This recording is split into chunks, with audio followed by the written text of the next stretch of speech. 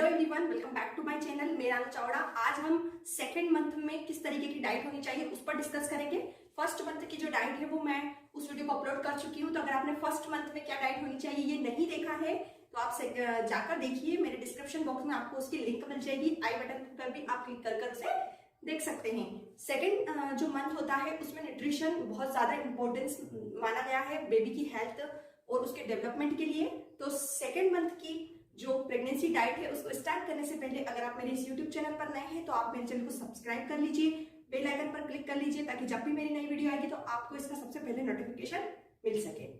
और आप मेरे को इंस्टाग्राम पर भी फॉलो कर सकते हैं और इंस्टाग्राम पर भी मुझे इस वीडियो से रिलेटेड क्वेश्चन कर सकते हैं, या अगर आपको कोई हेल्थ प्रॉब्लम है तो आप वहां पर भी मुझे क्वेश्चन पूछ सकते हैं। सेकेंड मंथ में प्रेगनेंसी में आपको क्या क्या लेना चाहिए? आपको सबसे ज्यादा न्यूट्रिशन पर आप ध्यान देने की जरूरत है। न्यूट्रिशन में आपको विटामिन, मिनरल्स, प्रोटीन्स और अदर जो इंपॉर्टेंट जो न्यूट्रिएंट्स होते हैं उन पर आपको ज्यादा ध्यान देने की जरूरत होगी, क्योंकि ये जो है सेकेंड मंथ इसमें आपका बेबी थोड़ा ग्रो करेगा। उसके डेवलपमेंट के लिए बहुत जरूरी हो जाता है न्यूट्रिशन। तो आप ज्यादा से ज्यादा न्यूट्रिशन वाले फूड को ही खाएं तो ये आपकी बेबी की हेल्थ के लिए बहुत अच्छा होगा।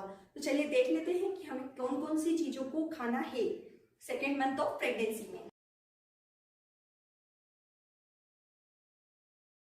तो सबसे फर्स्ट में आप ले सकते हैं फॉलिक एसिड। फॉलिक एसिड जो होते हैं उसकी मार्केट में सप्लीमेंट्स भी आते हैं और इसे आप नेचुरल सोर्स में भी ले सकते हैं, जैसे कि आप ग्रीन जो वेजिटेबल्स आती हैं उन्हें लीजिए, आप फ्रूट्स लीजिए, सभी प्रकार की जो दालें होती हैं, मसूर की दाल, उड़द की दाल, मूंग दाल और भी काफी चने की दाल, तो इन सारी चीजों को आपको लेना होगा फॉलिक एसिड की पूर्ति के लिए। इसके अलावा आप वॉलनट्स ले सकते हैं, आलमंड्स ले सकते हैं, तो ये आपको काफी मात्रा में फॉलिक एसिड को बॉडी में बनाए रखेगा। बट प्रेगनेंसी के टाइम पे हमें फॉलिक एसिड अच्छी मात्रा में चाहिए होता है, तो डॉक्टर कई बार फॉलिक एसिड के सप्लीमेंट्स भी प्रिस्क्राइब करेंगे, तो आपको उसको भी लेना है। आप अच्छी मात्रा में फॉलिक एसिड लेते हैं तो आपका जो बेबी है वो अनबोर्न जो आपका बेबी है उसको न्यूरल ट्यूब डिफेक्ट से भी बच सकता है। न्यूरल ट्यूब डिफेक्ट क्या होता है? न्यूरल ट्यूब डिफेक्ट जो है वो एक बर्थ डिफेक्ट है जो कि बेबीज़ में सेकेंड मंथ या फर्स्ट मंथ में डेवलप हो जाता है फॉलिक एसिड की डेफिशिएंसी की वजह से। जो तो इसमें क्या होता है, इसमें ब्रेन, स्पाइनल कोड और स्पाइन तीनों अफेक्ट होती है। इनका कंप्लीटली क्लोज नहीं हो पाती है ये, तो एक ये बर्थ डिफेक्ट हो सकता है अगर आप फॉलिक एसिड कम लेते हैं तो। और ये 2 टाइप का होता है, स्पाइना बिफिडा और एनेंसेफेली।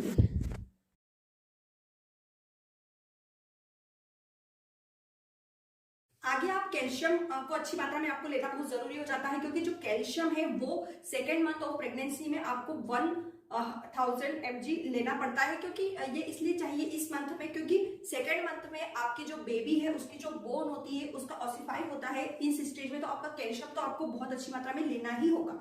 कैल्शियम के लिए आप अच्छी सब्जियां, हरी सब्जियां खा सकते हैं, ग्रीन लीफी वेजिटेबल्स खा सकते हैं, इसके अलावा आप कैबेज ले सकते हैं, ये अच्छे सोर्स हो जाते हैं आपके कैल्शियम के लिए। मिल्क ले सकते हैं आप।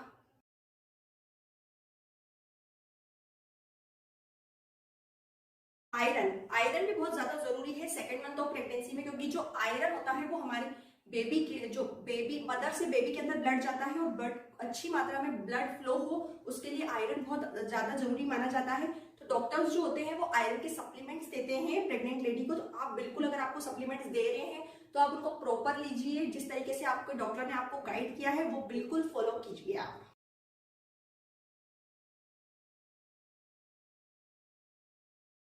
आपकी बेबी के ग्रोथ के लिए आपको प्रोटीन की भी बहुत अच्छी मात्रा में जरूरत होनी चाहिए। प्रोटीन के लिए आप जो, अगर आप नॉन वेजिटेरियन है तो आप चिकन ले सकते हैं, आप फिश ले सकते हैं, ऐसी फिश जिसके अंदर कम मात्रा में मरकरी पाया जाता हो। उसके बाद आप एग ले सकते हैं, मिल्क ले सकते हैं, और मसूर की जो दाल होती है इनके अंदर काफी मात्रा में प्रोटीन पाया जाता है। तो आपकी चॉइस के अकॉर्डिंग आप किसी को भी चूज कर सकते हैं और रेगुलर अपनी डाइट पे इसे फॉलो कीजिए।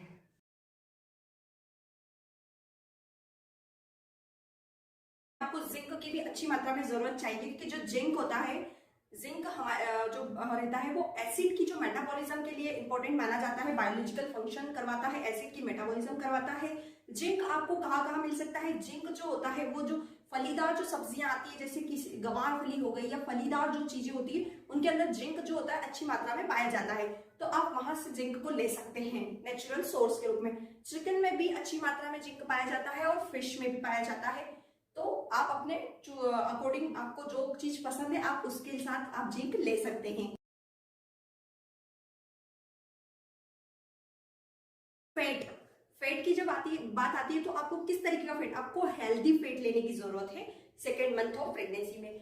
फैट के रूप में आप घी ले सकते हैं, आप देसी गाय का जो घी आता है वो ले सकते हैं आप, या आप किसी भी और ब्रांड का भी घी ले सकते हैं, लेकिन आप श्योर होना चाहिए कि वो घी अच्छा हो, प्योरिटी हो उस घी के अंदर।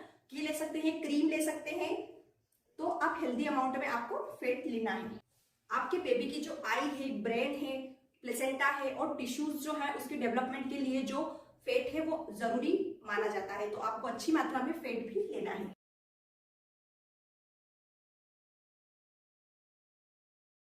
फाइबर्स जो होते हैं वो आप प्रेगनेंसी में वैसे भी कॉन्स्टिपेशन की बहुत ज्यादा दिक्कत आती है, ये प्रेग्नेंट लेडी को पता होता है। तो अगर उसको कॉन्स्टिपेशन हो रहा है और नहीं भी हो रहा है तो आपका कॉन्स्टिपेशन की आपको दिक्कत नहीं आएगी, इसलिए आपको अच्छी मात्रा में फाइब्रस रिच डाइट को फॉलो करना चाहिए। जो फाइबर्स जो होते हैं वो किनके अंदर ज्यादा होते हैं, सभी प्रकार के जो अनाज होते हैं जैसे कि मक्का, गेहूं, इनको लेना चाहिए। फाइब्रस फूड में आप वेजिटेबल्स अच्छी मात्रा में ले सकते हैं, आप बनाना ले सकते हैं, आप ऑरेंज ले सकते हैं, और कैबेज जो पत्ता गोभी आती है उसके अंदर भी काफी मात्रा में फाइबर्स होते हैं। तो आपको रेगुलर अपनी डाइट में फाइबर तो लेना ही है, आपको सेकेंड मंथ में लेना है, उनको आप रेगुलरली अपनी डाइट में फॉलो कीजिए, तो आपको आगे जाकर बिल्कुल कोई कॉम्प्लिकेशंस नहीं आएगा। आपकी जो प्रेगनेंसी है वो बहुत ही इजीली आगे रन करेगी।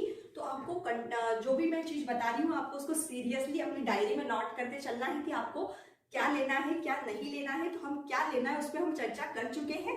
अब कौन कौन से ऐसी चीजें हैं जो हमें बिल्कुल अवॉइड करनी चाहिए सेकेंड मंथ ऑफ प्रेगनेंसी में, उस पर बात करेंगे।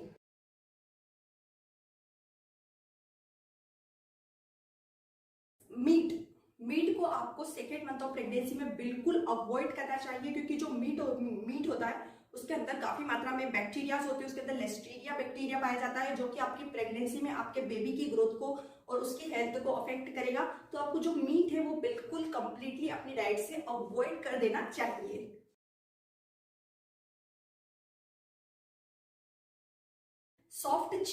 सॉफ्ट चीज का मैं फर्स्ट मंथ में भी बता चुकी हूँ कि आपको इसको अवॉइड करना है। सेकेंड मंथ में भी मैं वही बात बोल रही हूँ कि आपको जो सॉफ्ट चीज है उसे बिल्कुल अवॉइड कर देना चाहिए अपनी डाइट में से, क्योंकि जो सॉफ्ट चीज होते हैं उसके अंदर काफी मात्रा में बैक्टीरियाज होते हैं, एस्टेरिया कोलाई टाइप के बैक्टीरियाज, जो आपकी बेबी के डेवलपमेंट में, उसकी ग्रोथ में और आपकी प्रेगनेंसी को आगे कंटिन्यू करने में काफी कॉम्प्लिकेशंस आ सकते हैं। सो आपको बिल्कुल अवॉइड कर देना चाहिए, कंप्लीटली अवॉइड कर देना चाहिए सॉफ्ट चीज को अपनी डाइट में से।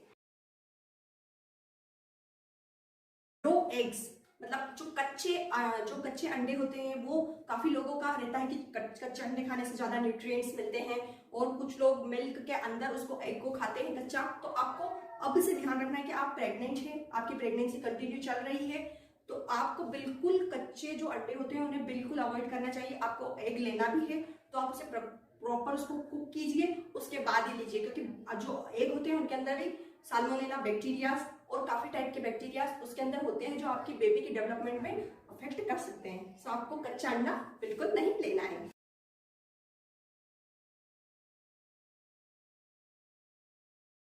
प्रोसेस्ड जो मीट होता है उसे भी बिल्कुल अवॉइड करना है, क्योंकि उसके अंदर भी काफी मात्रा में बैक्टीरियाज होते हैं, तो प्रोसेस्ड मीट को भी आपको अवॉइड करना है।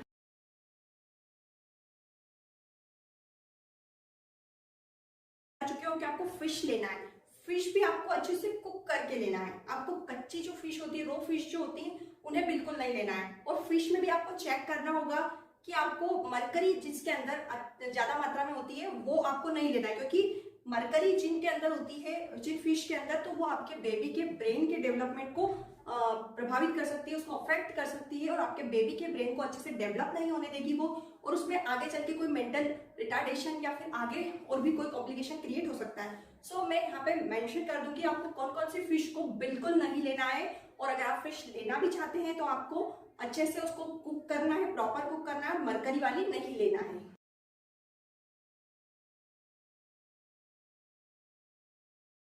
आपको मिल्क तो लेना है, लेकिन अनपेस्चुरेटेड जो मिल्क होता है उससे नहीं लेना है। अब अनपेस्चुरेटेड मिल्क क्या होता है? अनपेस्चुरेटेड मिल्क वो होता है जिसका पेस्चुरेशन नहीं हुआ है, क्योंकि जब मिल्क आता है तो उसका एक पर्चुरेशन जो प्रोसेस होती है वो कंप्लीट होती है। उसे एक स्पेसिफिक हीट पर मिल्क को उबाला जाता है, उसे गर्म किया जाता है, जिसके अंदर उसमें जो बैक्टीरिया होते हैं हार्मफुल वो किल हो जाते हैं, तो वो मिल्क हमारी बॉडी के लिए हेल्दी होता है। लेकिन जो अनपैचुरेटेड जो कच्चे टाइप का मिल्क होता है, जिसे बिल्कुल बॉईल नहीं किया गया, उसमें काफी मात्रा में बैक्टीरियाज होते हैं जो आपकी खुद की हेल्थ को एंड आपकी बेबी की हेल्थ को अफेक्ट कर सकते हैं। सो आपको अनपैचुरेटेड कच्चा मिल्क नहीं लेना है, आपको जो पैचुरेशन से जो प्रोसेस होती है उससे कंप्लीटली जो आया हुआ मिल्क है वो लेना है।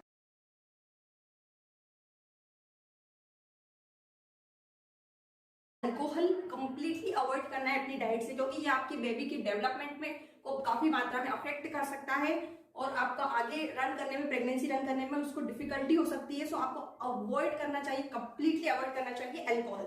ऐसे फूड जो कि बहुत ज्यादा स्पाइसी फूड रहते हैं, स्पाइसी मतलब जिसके अंदर बहुत ज्यादा मिर्च मसाला होता है, मिर्च कोई सी भी मिर्च हो गई, वो ग्रीन वाली हो गई, रेड वाली हो गई या काली मिर्च हो गई, तो कोई भी तरीके की जो मिर्च है उसको आपको अवॉइड करना है।